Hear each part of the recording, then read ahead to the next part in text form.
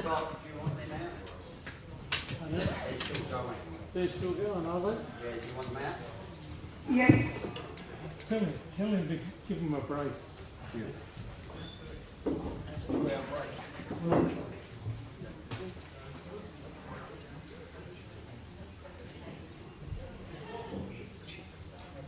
1, 2, 3.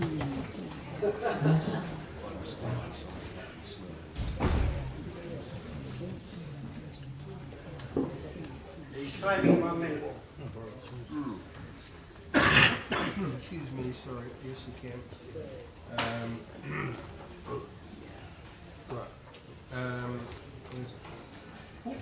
While we're waiting for them to come out, and just by show of hands, what we'll do is we'll ascertain whether we got a quorum before we even start the meeting. So those people who are financial, that's the easy way, put up your hand. Just 1, 2, 3, 4, 5, 6, 7, 8, 9, 10, 11, 12, 13, 14, 15, 16, 17, 18, 19, 20, 21, 22, 23, 24, 25, 26, 27, 28, 29, 30, 31, 32, 33, 34, 35, 36, 37, 38, 39, 40, 41, 42, 43, 44, 45. Thank you, folks. We'll just wait for them, the beginners, to come out, and they'll swell our numbers.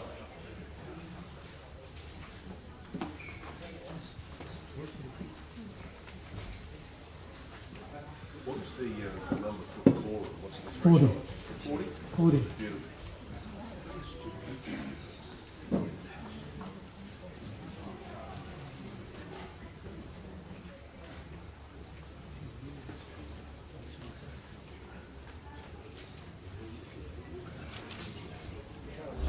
Those of you who had time to have a word to Bronwyn about her heat treatment option, interested people, stimulate some interest. Thank you, Bronwyn. You're happy with a bit of activity and interest? Well, I think more people wanting you to talk to the general Yeah. meeting. And I think that's what we said today, it needs to happen. All right, let's start our meeting, and I declare the meeting open at about 7:32.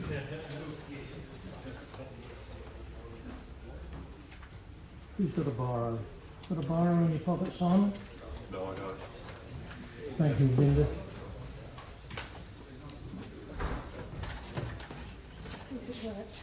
Beautiful.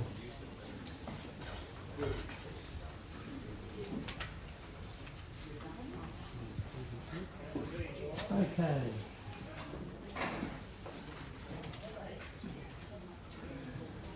Let me say welcome to you all, and how many are here for the first time? 1, 2, 3, 4. Well, welcome. How did you hear about us? Online? Yep. Your own research? Yep. Good. Let me say welcome, and I hope you enjoy the night then.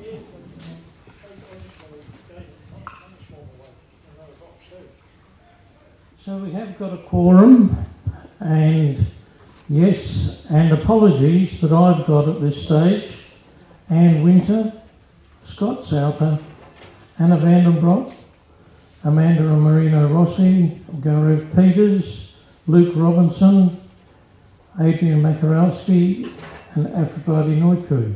Any others? Bob Fisher. Bob? Bob Fisher. Thank you.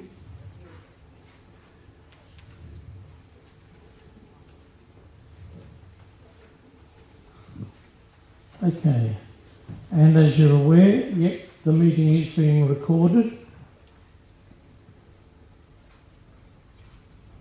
The next question is the obvious one. Does anybody have any declared interest? Having seen the agenda, nobody's put their hands up, so as the minutes haven't been distributed.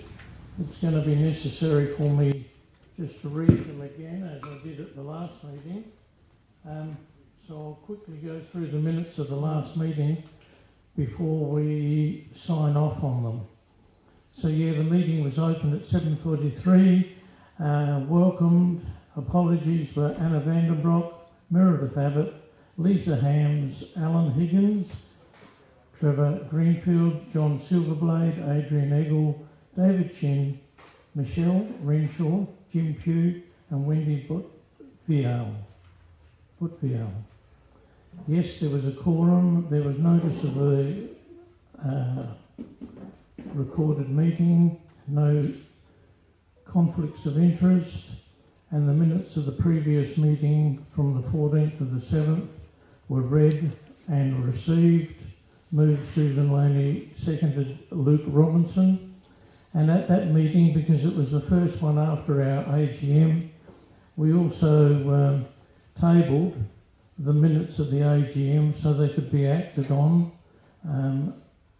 But I did say that they will be accepted at the next AGM. So Jim Dunning moved and they were seconded by Luke Robinson so that they could be acted on. No financial report was available that month, and Simon spoke about the members' insurance is currently being finalised. Simon is awaiting a reply from LCIS with a final account and list of members insured. Then we had the Saviac representation, if you remember, by Peter Mew and Simon. Saviac is seeking guidance regarding lowering the risk assessment level for queen bee importation from states where Varroa is endemic. Pressure is being placed on PIRSA to allow queen bees to be imported. Currently, Varroa is not endemic in the Riverland. Peter Mew has been advised that the longer Varroa is kept out, the more secure our food basin is. Members asked a variety of questions in support of keeping or increasing the risk assessment level currently in place. The voice of the members was unanimous for Peter Mew and Simon Gerbelik to inform Saviac that the BSSA does not support decreasing the risk assessment level for the importation of queen bees from states where Varroa is endemic. And this support was shown by show of hands. Strictly beekeeping, we went on with Susan Loney, what to look out for in spring. Think about where your hives are placed and shade them if needed. Make sure you have reliable water sources for your bees. Watch their flight path to make sure they're not annoying your neighbours. Change and manipulate and rotate frames in your brood box. To help prevent wax moth, place your frames in the freezer for a few days. Keeping your hive strong and healthy helps prevent diseases. Think about swarming, add frames and or boxes as needed.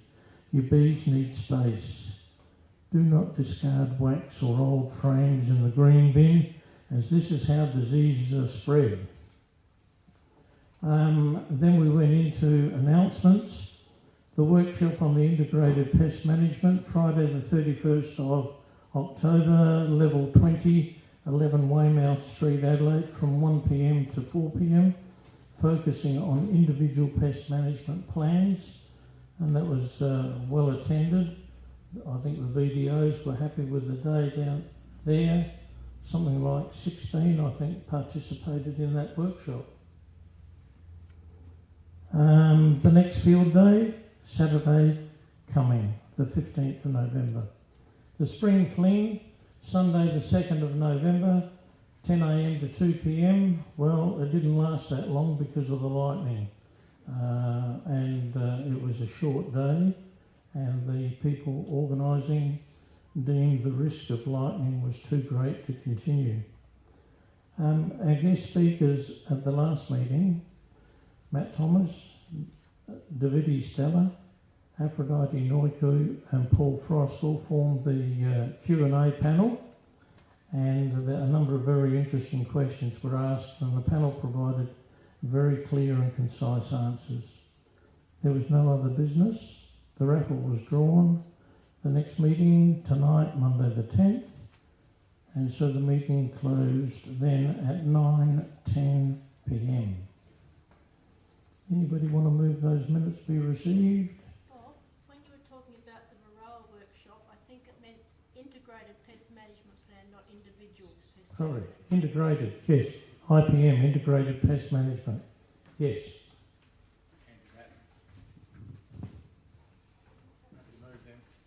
Pardon? Yeah. Just tell me your Christian name. Andrew. Yeah.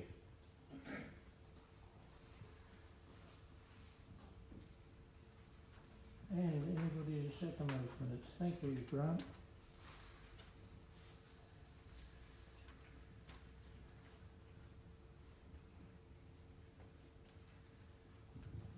All right. Everybody in favour of those minutes? Thank you.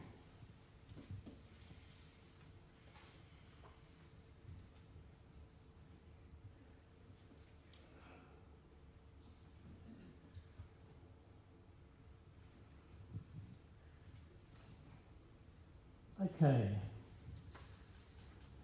Moving on from there.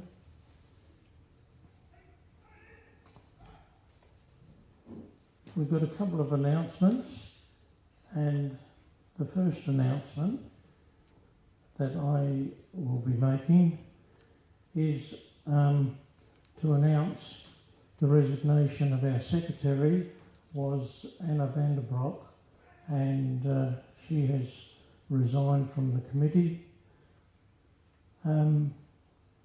due to issues of importance to beekeepers. It has not been given the weight that it needs. For example, the BSSA support of members with Varroa is weak, if not existent.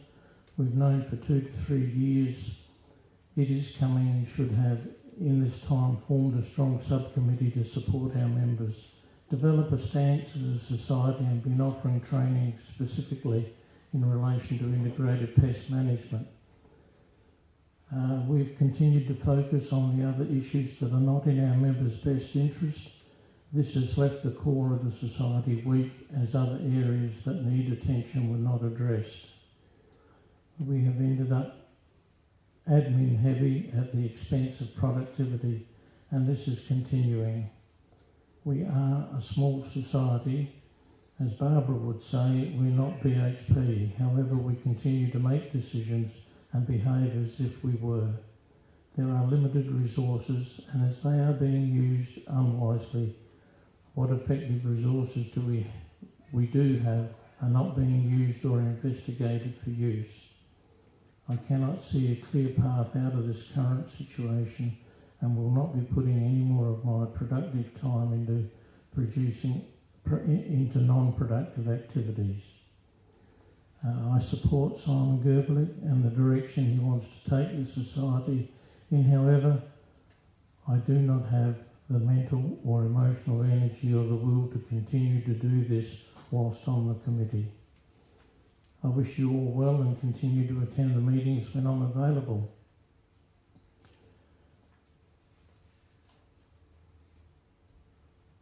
So, having read that out, it is necessary for me, as your president, to acknowledge and give an overview of the situation, which has escalated from the ongoing mail out of Simon's emails since the 19th of September. As a management committee, we followed the due process laid out in the bylaws and selected a disciplinary subcommittee. The subcommittee have met in an attempt to de-escalate the situation and arrive at an acceptable resolution. As a management committee of 5, we have accepted the recommendations of the subcommittee and are prepared to move forward, upholding the sound reputation of the society and its members. John Nairn is one of the subcommittee here present tonight, and John might like to just give us an overview on the outcome of the subcommittee. Thanks, Bob. Just like to mention that certainly it has become clear that there is some distress in the committee, and we were asked, as Fabien Claudon and also Peter Muse and myself were asked to form a disciplinary subcommittee to address the issues that were happening. We have had an opportunity to meet with Simon and discuss many of the issues that are troubling him, but also, if you like, troubling the operation of the society. We see a pathway where we can de-escalate the tensions that are evident. So we have agreement from the committee and from Simon that we have a pathway to pursue. And at this point in time, I suppose I can only ask the members to respect the process that we will undertake to continue to get a more functional relationship within the committee, so that you'll see more normal operations of the committee.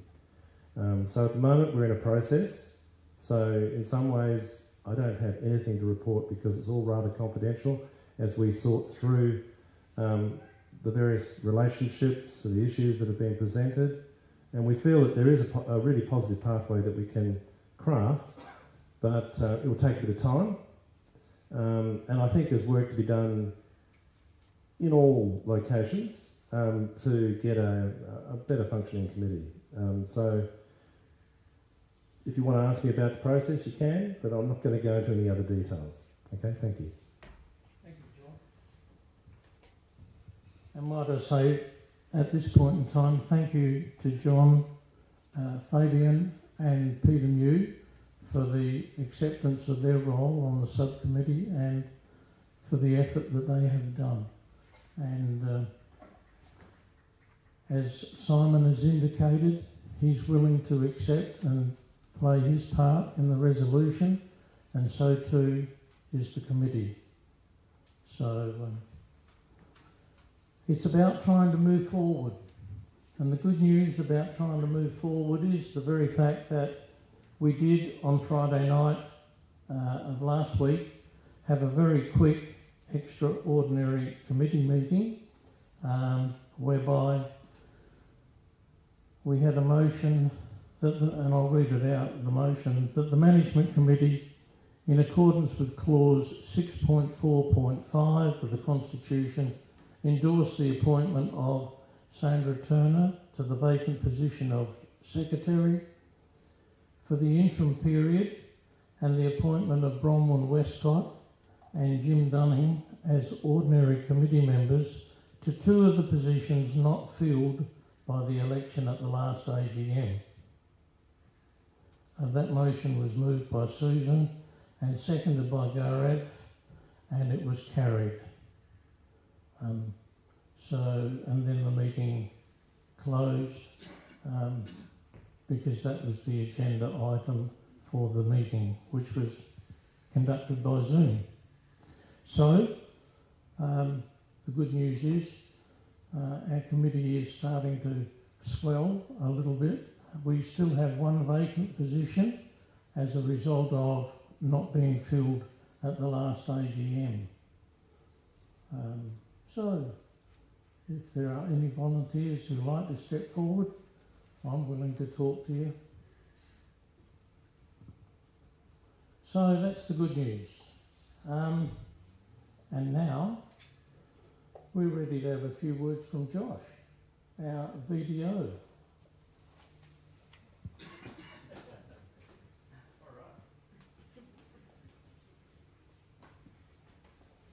What would you like to know? Josh is going to give us an update on Varroa, I suppose, on the very fact that it's not endemic at the Riverland, and Francis is getting close.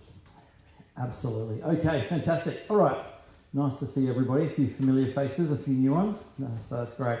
Okay, so a little bit of an update on Varroa and the current situation in South Australia. a number of you have been to a couple of our community events and webinars, which is great. But to give you a little bit of context, first about the most recent detection of varroa mite. Now, a couple of months ago, I believe Adrian was here. Who was present with Adrian's presentation? Almost all of you. Very good. Okay, so context. We did have a detection of varroa mite, which was on a consignment of bees that came in from Queensland for almond pollination this season.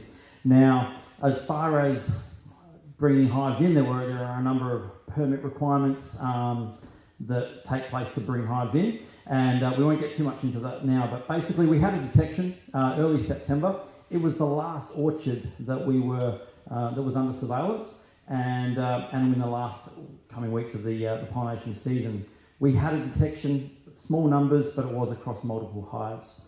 Within the week, within a few days, we actually had all of those 100% of the hives associated with that consignment treated with caricides, and subsequently we had all of those hives associated on the property loaded and sent interstate, and they were directed out of South Australia. Ongoing surveillance has occurred and is occurring now, so we've got a number of bait stations, catch boxes, as well as we're monitoring wild or feral beehives on the river flats as well, in somewhat close proximity.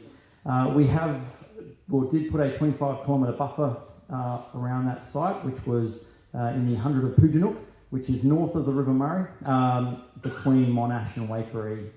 Now, to this date, no further detections of varroa have been made in that whole area and also across the state. So currently, no varroa has yet been detected in South Australia since the 2nd of September. Ongoing surveillance is happening. Recently, you may have seen in the recent biosecurity email that came out last week, there has been a detection on the east of Francis in Victoria. So Francis is basically below border town on the southeastern border to Victoria. The detection was within just 20 kilometres of that border zone into Victoria. So it is getting close. The biggest thing we can stress to people now is make sure you're monitoring.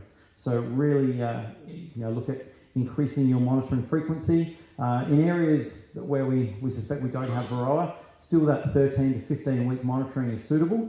But if you are closer to those areas, particularly if you're anywhere through the Riverland, if you're close down to that southeast region, it wouldn't be a bad idea to be looking at sort of every 3 or 4 weeks with your monitoring.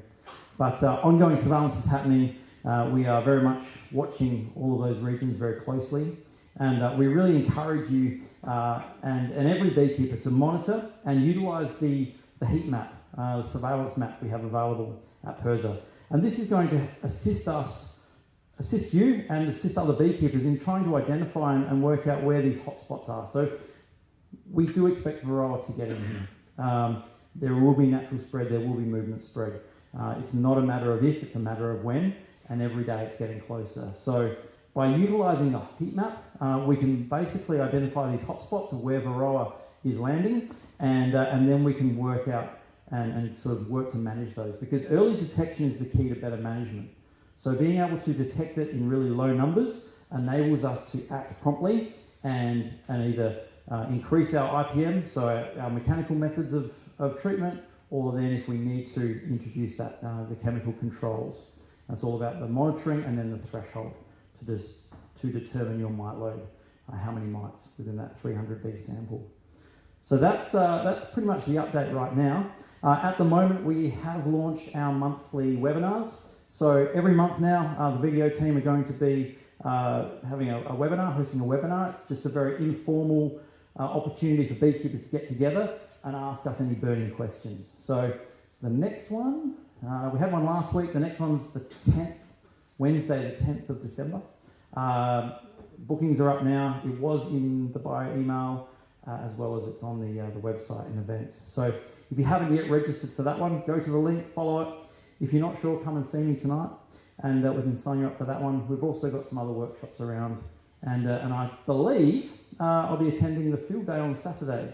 So I'll be around for extra questions. Bit Before I start asking some questions, I will say we've got a bunch of materials at the back here, as well as the new management and treatment plan templates and guides to start customising your own treatment plan. Come and see me in one of the breaks or after, and make sure you take a bit of a pack with you. So, a few questions, a couple up front.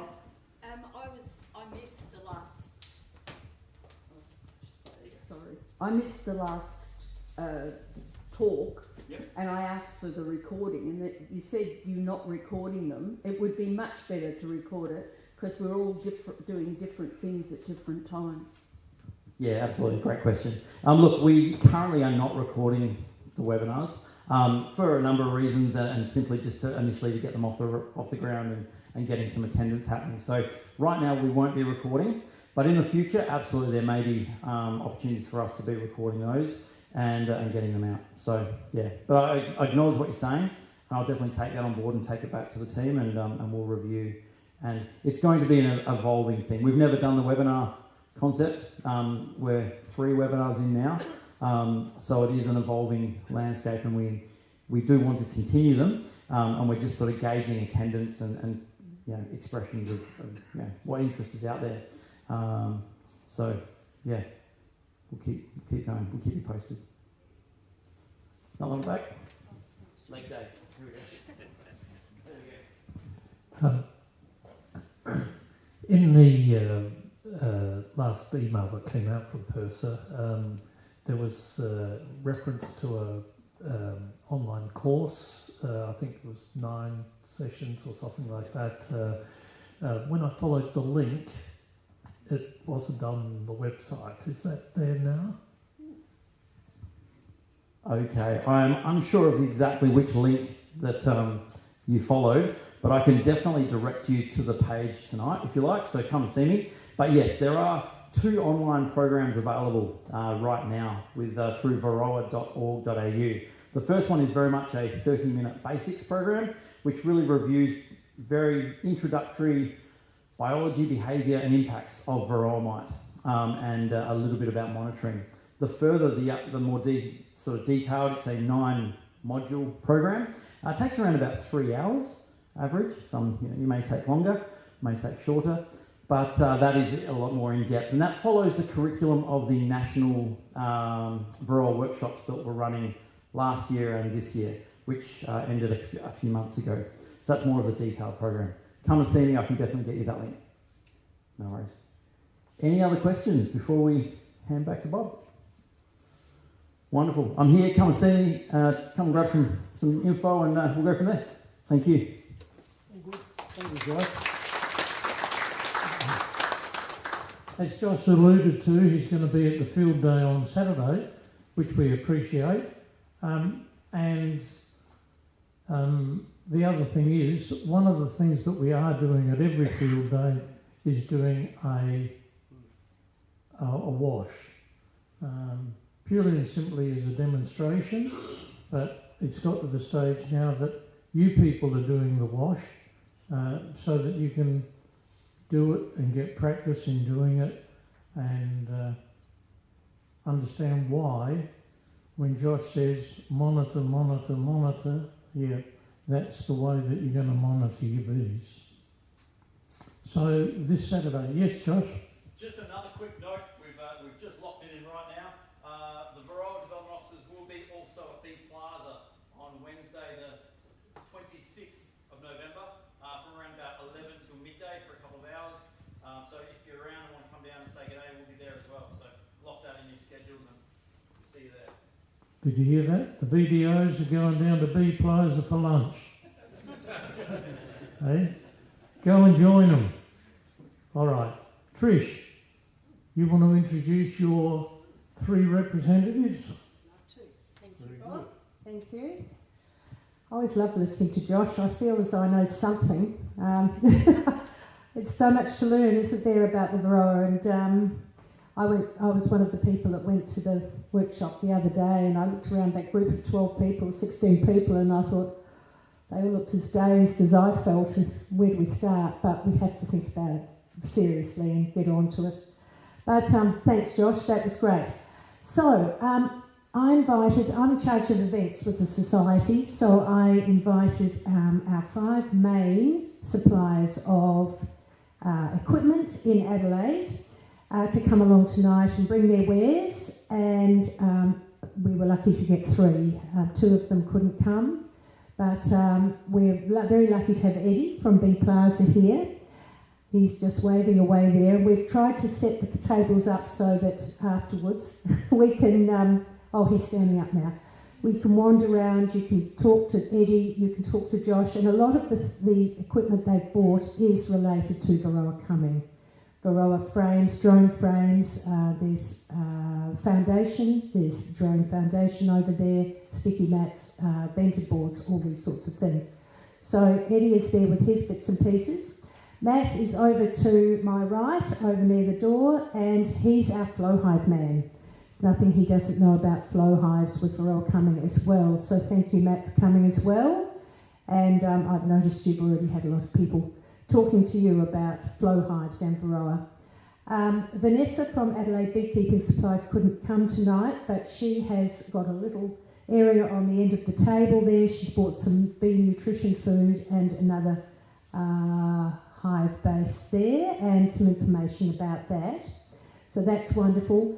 And then our new committee member, Bronwyn, has come with her amazing yellow box, her Varroa warming box to burn the things off, which is not burn them off, get them to fall off the bees. All right, so she will be explaining a bit more, Bob, will she, about, yes, in a little minute. So thank you to Eddie and to Matt, to Bronwyn, and to Josh for coming, and Josh can help with equipment too, as far as what we might need.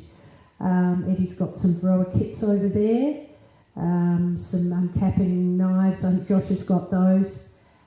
So you know we won't be going too late tonight, so that you've got plenty of time to just wander around and have a look and talk to the people who have brought their bits and pieces in. So big appreciation. And for those of you that are new, you don't know where to start often. You think, well, where do I start to even get a box? So they've all got business cards, and you can talk to them afterwards, get a business card, and when you're ready, yes, just go for it. So thank you, Bob. We're going to get Bronwyn first. Okay. Am I going to be speaking up here? Or? Where would you like to speak? Well, I just thought everybody's facing this way would be better. Well, should we bring your yellow box up? Yeah. Yes, let's bring her yellow box up. When she walked in, I thought, what is that? Very impressive yellow box. Casket, oh dear, hope not. Varroa casket, yes, here she comes. It is pretty impressive. Funeral music, oh dear, now we're getting really very naughty. Maybe. Yes, on the stage? Yep. I'll just empty it and I'll tip it over. Oh, okay. So she's just going to empty it and then tip it over so you can see what's inside. Has anyone seen this sort of thing? Anyone? No, it's new to you all. Yeah. I don't know, we've never done it before.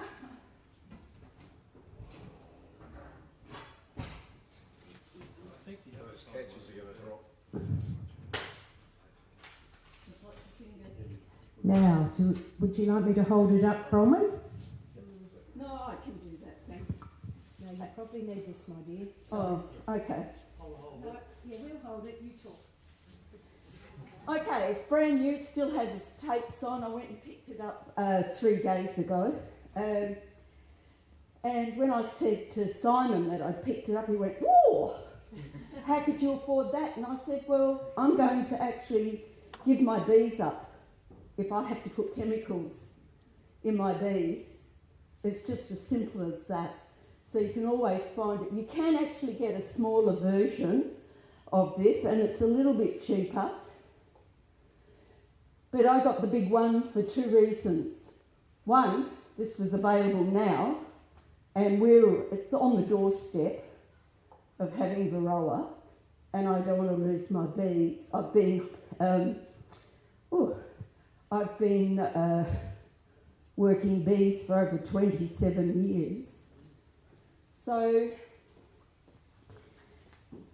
and I mainly use for pollination. I have 65 fruit-bearing shrubs, vines and bushes on my little property. And my bees that are out in the community are exactly the same. They have very similar gardens to me, so they look after the pollination for me. So what this does is we fill this area with distilled water, which protects the inside, which is stainless steel. We pack our larvae, not bees, into the frame. Our last frame is this one, and we then very carefully put what is it? I can't even think now. I've said it so many times today. The sensor, 45 degrees into your frame. You have to pre-warm it as well. So you put your frames in and then you just switch it on. And it heats the frames for 2 hours. It's all mechanical. This particular design was designed in the 90s and has been used in Europe for many years. It has been commercially made since 2011. So I don't know why we're pushing chemicals at all. And I agree with what the Secretary said. We need to be up and actually doing something more proactive about Varroa, not worrying about other things. Thank you. I don't know why I'm shaking. Well, it's not that easy standing up. Pretty scary, people. What they've suggested was line the base with paper towel. So when you're finished with your heating, you can just pull the paper up and dispose of that. And the only thing that you need to clean is where the frames have been. So it's very, very easy. And you can plug it in to a small 240 volts. a generator, that's the word I'm trying to think of. Or inverter. Or inverter, yes. A gentleman's helped me already for that.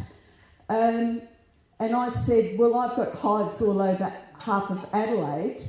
How am I going to do that?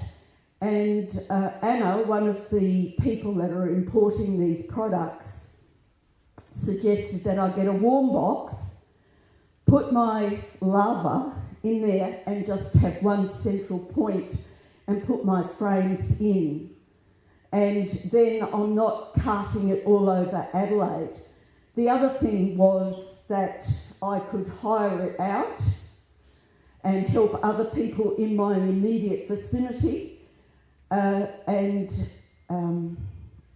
Anna warned me not to hire it out too often in the start of things, because we're going to get bombed when it happens, and we're going to have to be treating our hives a lot more initially than once it stabilises. So there's lots that we need to learn, and one of the other things is, where's the lid to that? Oh, it's over there. How's your arm? What Sven has suggested is that we have one of these per hive. You're right. And we put 2 clean frames in there and our queen. Put the lid on, of course, thank you. And then we put it back in the frame, in our hive, and we've got more control over swarming. We've got 2 lots of frames with larvae in it. 12 days later, we put it in our box and heat it. We've actually collected all the most of the Varroa off the nurse bees, and we do it again for 21 days and put it in our heater, and we we're lowering our varroa count all the time because those varroa are going to come off the nurse bees into the new larva. This is also stainless steel and been brushed, so it won't damage the bees' wings at all. There is a website. Okay. You can actually sign up and become a member or whatever. There's no finance. And they will send you information on training and observation. They're only a small company, so they're only getting small batches in. And if you're wanting a smaller version, I wasn't prepared to wait. They are coming, I think, in December, and they may be already pre-sold. So if you're seriously interested, we as an association could buy 5 or 6 straight away if they're available, and be hiring them out. It's really, really important. Some people have only got one hive. It's not, they don't want to invest that large amount. I don't know, it would be a small fee for hiring it out because you're going to have to pay for chemicals anyway. And when I went to some of the workshops when they talked about the disposal of the chemicals, I was very unimpressed. They were talking about putting it just in the general waste, which I thought was appalling. So we need to be really mindful of chemicals for ourselves, for our bees, for our honey, and this is my way of getting around it. It means that you need to be on top of working with your bees, but as the rush of varroa settles down, it won't be so hectic. I hope I've made sense. Don't know why I'm shaking. Any questions? Cool. Yes. How much are Yep, and these are $75 each. You've got to make them up yourself. Very interesting. Got to be very patient. Very easy, but I made one back to front the other day, so. Yeah, they're not cheap, but you can get slightly smaller, but there's not much difference in price because it's still got all that technology in there. It's just a little bit less stainless steel. Anything else? We need to be more proactive, guys. Yep. Yes. How does it actually work? Sorry, I might miss that bit. That's okay, sorry, I might have even missed it. What it does, it warms up and takes the temperature up to, don't quote me, 41.2 or something, which is safe enough for the larva because you've got the mist in there, you've got the distilled water keeping it balanced, but it's too high for the varroa. Do you have the bees in there as well? No bees, just the larva. And what actually happens, you won't necessarily see as the larva hatches back in the frames on your sticky board or your tray or whatever you have, you'll see the dead varroa there because as the larvae come out and the bees clean the frames, they will fall out. So how often do you need to do it? Because varroa, I assume... That's the million-dollar question. Because when I was speaking to Sven, because I talked about renting it out to recoup some of my money, he was, you might have to do it every week, depending. Your neighbour might have bees and not doing anything, and they're going to be bringing varroa in. As I said to somebody, I live on the linear park. There's a lot of feral bees along there. You've just got to go with your testing and your checking of your bees regularly and your count to how often you would need to use this. Okay, and that's all I can say because I haven't had any experience with that. Once it settles down, you'll get into a routine. You'll do your spring And what you need to do is make sure the larva is fairly even. You wouldn't put a very small patch of larva in on one frame. It'd all be sort of similar amounts. Same to treat it. So you're mentioning larvae, or is it cap brood? Cap brood. It is. Larvae, of course, are being fed by the nursery bees. Okay. So It's cap brood. Yeah, It's cap brood. Yeah. Yeah. Do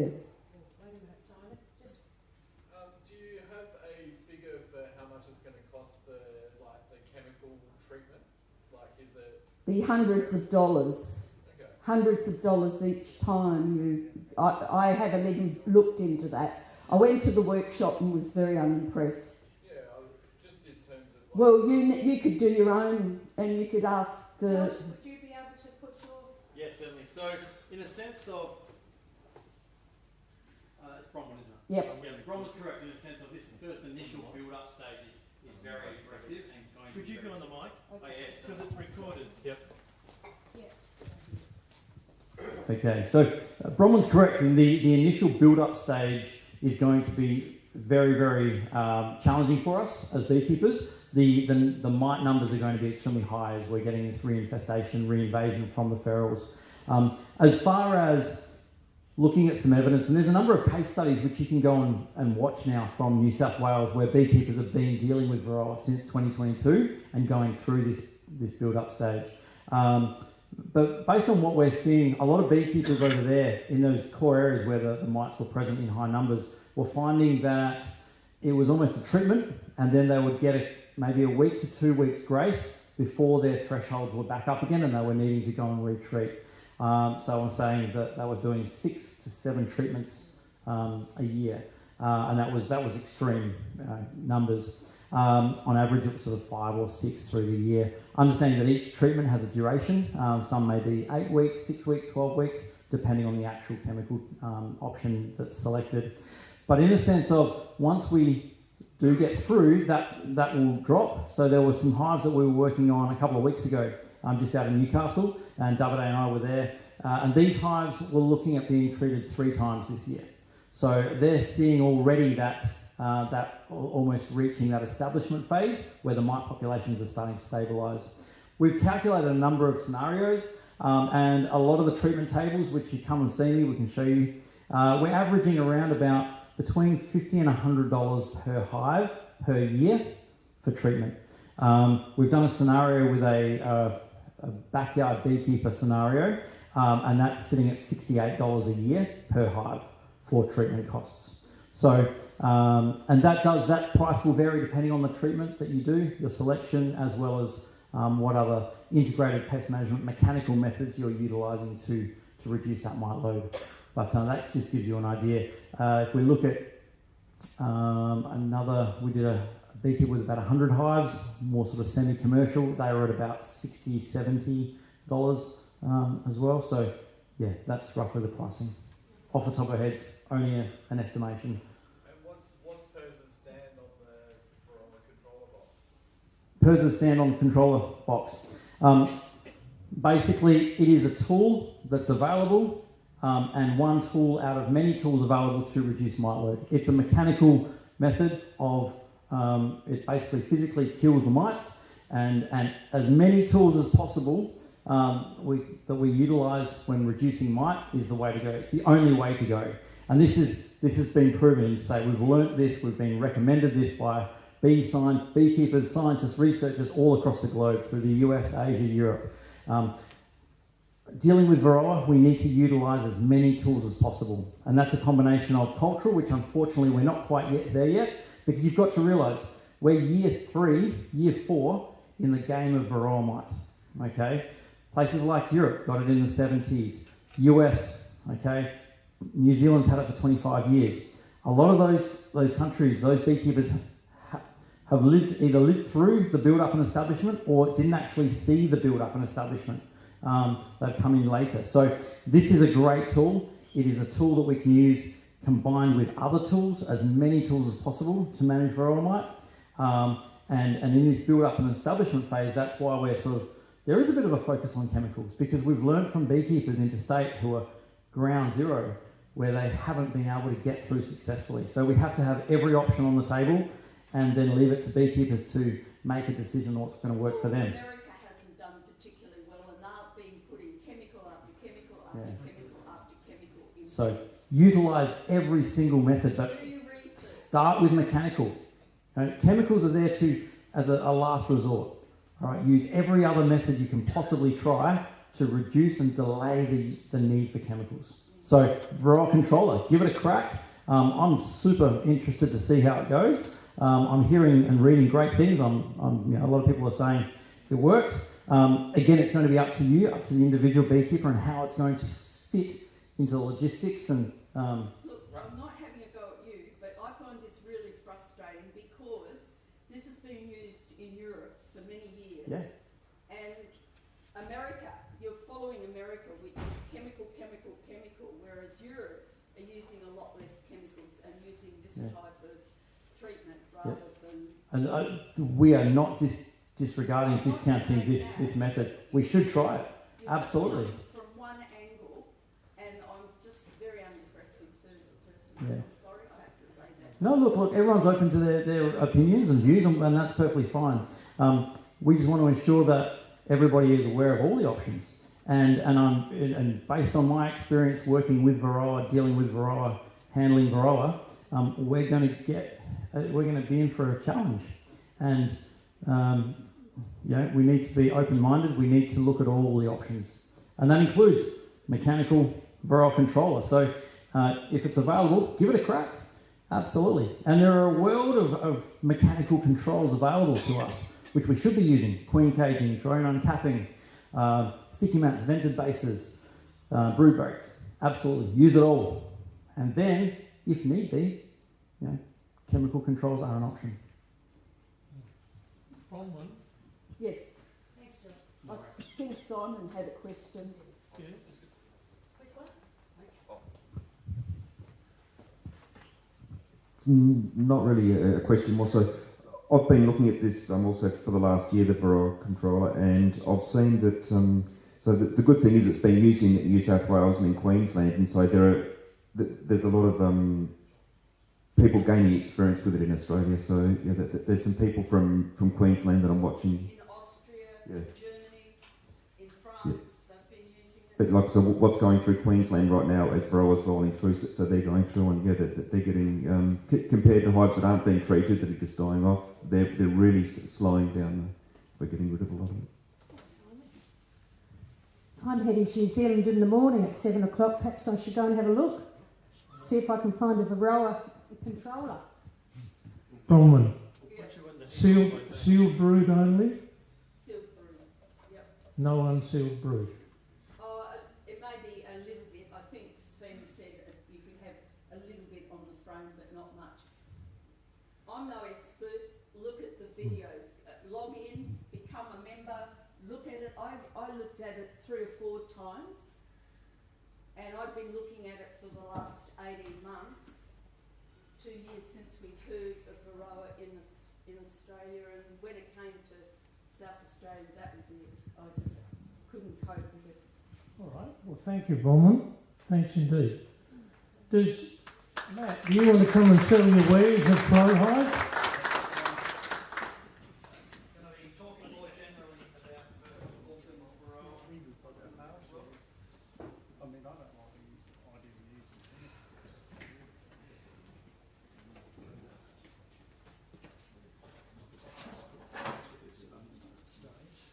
You want that up on the stage?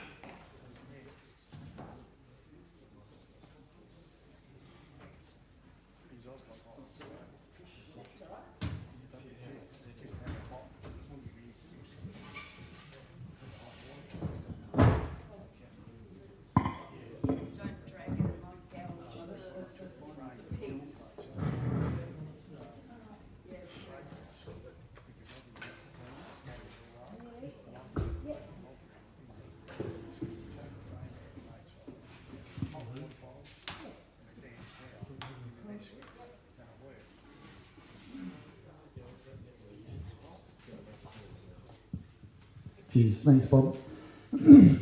So yes, thanks for Trish for having me along tonight. So Matt Thomas from Inglewood Bees. First up, I'd like to probably back up Josh and Bronwyn with what they're saying about mechanical options. We need to do all the mechanical options first, and we need to be getting our heads around what all those options are. In certain circumstances, people may choose to go chemicals. As soon as you start going down the chemical road, we're going to start having potential issues with the bees getting used to Varroa and the Varroa getting used to the chemicals, and we'll have chemical resistance potentially happening. So mechanical options first, wherever possible. I'm going to talk both flow hive and traditional hives. So whilst Inglewood Bees is the only flow hive reseller in South Australia, I sort of run both. I have a lot of one-on-one customers where I go out and do training and inspection services with. Probably 50% of them are flow hive customers.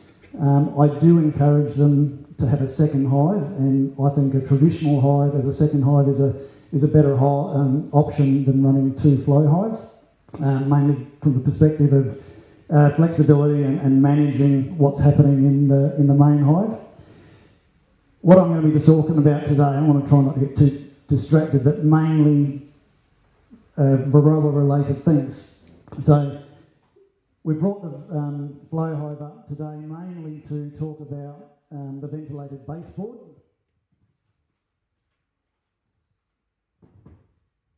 So most of our traditional hives, we've got a solid base. We are moving to the ventilated baseboards, which I'll talk about the traditional hive in a second, but the flow hive has a ventilated baseboard as a part of its core design. So all flow hives have a ventilated baseboard, and below the ventilated baseboard is a tray, which is not going to come out that way. I've got to take my little thing off. The beauty of the ventilated baseboard and this tray at the bottom, and the same thing's going to be in the other one with the sticky mat, is whilst Josh has indicated we need to be doing sort of quarterly washes to monitor what's going on, every time you go in and do an inspection, if you've got a ventilated baseboard that you can go in and do an inspection on, it's a way of, in between that quarterly inspection or wash, is just monitor what's going on. So as Varroa, when Varroa eventually gets here, and it's not going to hit everyone at the same time, you don't want to be doing a wash every time you go in. So if you program your washes on a quarterly basis so that you're doing a more rigorous count, if you like, because the ventilated baseboards aren't a real indication of what's happening in your hive as far as a count. If you are using the baseboards as an indicator, it just tells you that they're there. And when you eventually find them, you've got to do a wash to get a count that gives you then a standard that, okay, this is what my number is, what does the plan say that I should do based on that number? And hopefully it's a really low number, and that what you need to do is nothing. You just watch and monitor and have a think about mechanical methods that you can be putting in place to try and help the bees out. Everything you do to help the bees out is going to make life a bit easier. Some of those things that you can be doing, Eddie up the back has got drone frames, so both fully plastic drone frames and drone wax that you can put onto your existing wired frames. Varroa preferences drone brood. So I think the numbers are, Josh, 80% of the drone population, the Varroa population goes into drone cells? Okay, let's go. They preference drone cells. So if you get some drone, now whether you actually buy pre-set up drone cells or whether you use top bars, if you use top bars, the bees generally preference drones, so that's another way of creating it. But another mechanical method is put your drone frames in, get them to cap the brood, take that out. Now this is if you know you've got them, you take that out and you freeze them, and you're knocking off a significant portion of your Varroa load. So it's just another one of the tools to bring your numbers down. So I spoke about the flow hive having the inspection in the bottom. If you've got traditional hives, you can get, and I'll just turn this around, Trish, oops, actually put it up there so we can see it a little bit higher. Your traditional one, your ventilated baseboards have got a pull-out tray at the back. You can either spray oil directly onto that, slide that in so that when things drop into that, now we're talking Varroa, but these oil trays work for small hive beetle as well, so if you're trying to keep your pests down or wax moth. But as far as an indicator, spray your oil on that, go back a few days later or the next inspection and just see what's going on there. Combined with that, so that these are available from Inglewood Bees. Our ventilated baseboard's just got a clear thing on there, white, that you're just looking to see what the numbers are. Again, Eddie's got these sticky mats that are available that you can add on to the ventilated bottom board. The sticky mats have got the grid on it, so it just makes it a little bit easier to do your counts.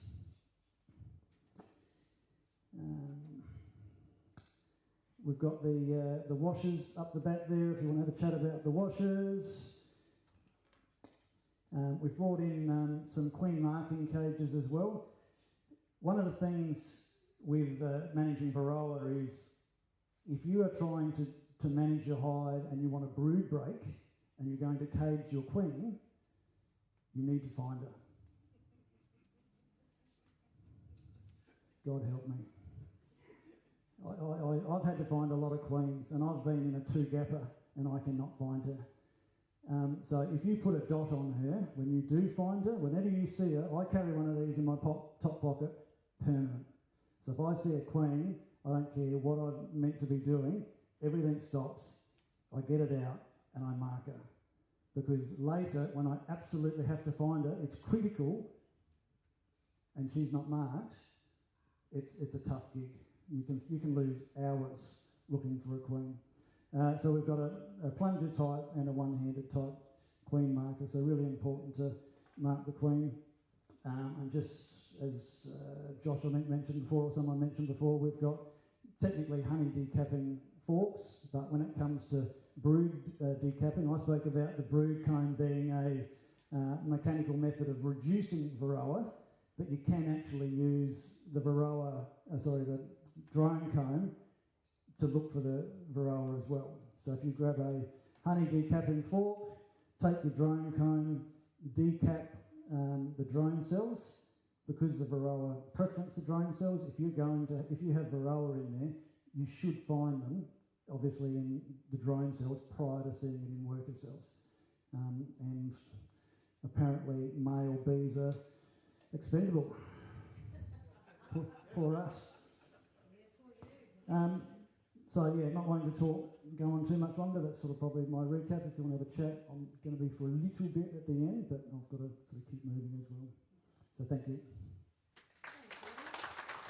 Thank you, Matt. Oh yes, you've got to get to basketball, don't you? Oh, you got basketball. We've only got 5 people. So. Oh, only 5 people, that's not good. Right, Bob. Eddie, do you want to come and have a chat? He's already explained everything. Oh, yes, so Eddie will be back there, but he has explained everything. Any questions? It's wonderful having these people here with us tonight. It's, as much as I hear it time and time again, it's just still getting there, getting in through the brain. Thank you, Matt. I'll do a couple of announcements, and then do you want to draw the raffle, and then we'll give the people time. Excuse me. I've just got a couple of announcements that I need to make.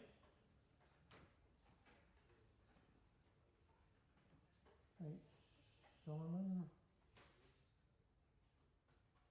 Treasurer's report. Got a treasurer's report? Show the bank statement. It was the report was getting done by Anna, and so it's in. I have got something that I can show you. All right. No. Well, I got a copy of the bank statement. So this is today's. Yeah, it's a bit small to read. Here we go. Showing our balance available of 70,000. We can buy 10 Varroa controllers. Okay, thanks Simon. Have you got the slides on the 2 announcements? Yes. One. Thank you. Okay, the next field day, we've mentioned that one, is the 15th. And I welcome people along to Clovelly Park for that. Next year, we're going to have a discussion group running simultaneously to the beginners class and the intermediate class. And it will be here, purely and simply, a bit like Bronwyn started off today with the discussion about the Varroa controller. What we want people to do is come along perhaps a little bit earlier than the meeting and start and talk to one another and ask one another, what are you doing? How do you do it? And start and talk to one another about what is a way of proceeding forward, either with your mechanical methods and things like that. Our VDOs have indicated that they're willing to be here and mingle and answer questions. So from our February meeting on, which is our first meeting next year, we're going to do that here in this part of the complex. The beginners class will still be out there in the intermediate class, but we'll encourage people to come and share information about what they're doing with Varroa. And the other one is our Christmas social. Our Christmas social is on, what does it work out to be, on the 10th of December, Monday night, the 10th of December, I think it is. The 8th, thank you. Monday night, the 8th of December. And we've decided, instead of setting this place up as a venue, we're going to take some trestles down there to Kinahan's inclusive play space in Rymel Park, which is behind the Adelaide Bowls Club. It's opposite the Brewery Apartments on De Quetterville Terrace, in the corner of De Quetterville Terrace and Rundle Road. And I'll be down there from about 5:30 onwards with a couple of trestle tables, and people are invited and welcome to come along. Bring your own food, and if you want to share, you can share. There's a barbecue there. There's toilet facilities there. There's also an opportunity, if the weather's inclement, we can be undercover. So weather fine and daylight saving all work in our favour. We can mingle and talk, and 8:30 you might be saying, Merry Christmas, it's time to go home. Okay, so they're the 2 announcements that I needed to make. Trish, the drawing of the raffle. Yes, and we've got Bronwyn to draw our raffle. So we have today, Bob has a neighbour, thank you. Bob has a neighbour who, you pull that out. Bob has a neighbour who's donated some banana palms, and we have a hive tool, and Vanessa has donated a $10 off there. Then we've got salvia, we've got lovely daisies up there, and we've got a Varroa check, and Vanessa has got one of her $10 off in each one. Thank you. First one is John T14 Orange John P. Where are you, John? Oh, here he comes. Thank you. Well done. Next one, S16 Apricot Lee. Lee S. I thought you'd take that one. Thank you. Nothing on that one there. No. Yeah, that's the one I would have taken too, Lee. The bees were all over it when I got it. Pick P13 Simon.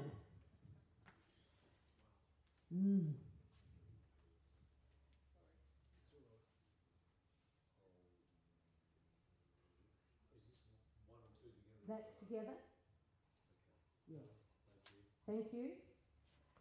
Orange T27 Ben G.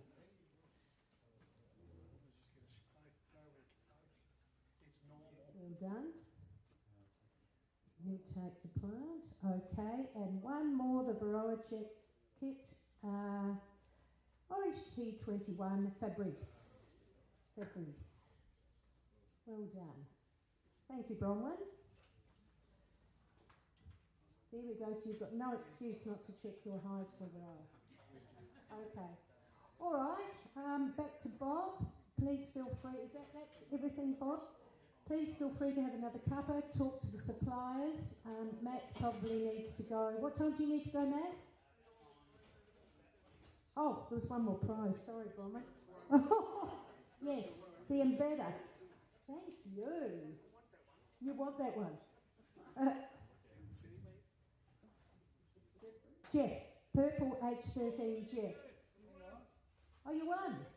He put him away. Did he? No, it was Jeff and his purple. Jeff and his purple? Oh, yes, 11, 12, 13. Oh. What number are you after? 13. Here he is. There we go, Jeff. Thank you, well done. Okay, so Matt, what time do you have to go? 9ish. So if you would like to talk to Matt about any of his flow hivey stuff, fantastic, but no hurry. If you could stack your chairs 6 over here, 6 to a pile before you go, when you hop up, and then feel free to grab a coffee, cake, and talk to the suppliers. Thank you, everyone, and thank you for sticking with us as we go through our difficult times. It will all sort out, won't it, Bob? Thank you, folks. Look forward to seeing you at Rymel Park.